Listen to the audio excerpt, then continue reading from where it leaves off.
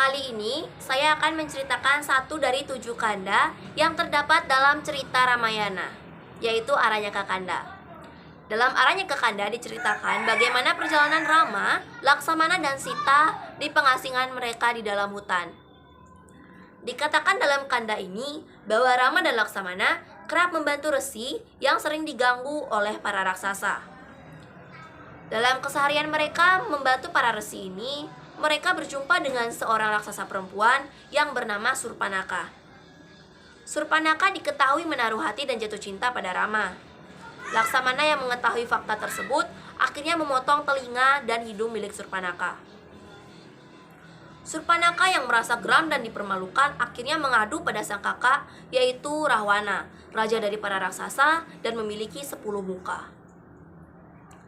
Rahwana yang mendengarkan cerita adiknya akhirnya merasa begitu geram dan ingin sekali membalas dendam pada Rama dan Laksamana.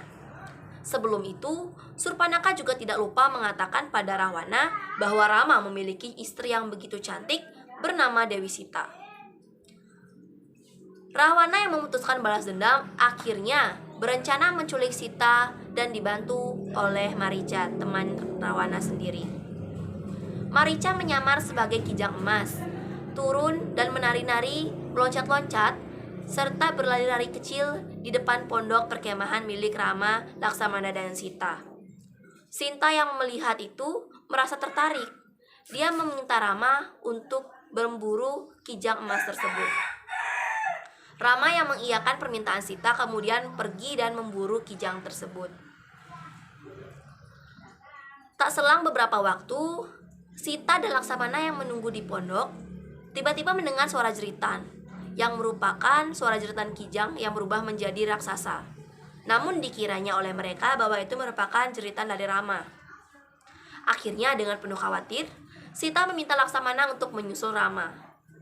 Sebelum Laksamana meninggalkan Sita, dia membuat sebuah garis lingkaran dengan syarat Sita tidak boleh meninggalkan garis lingkaran tersebut.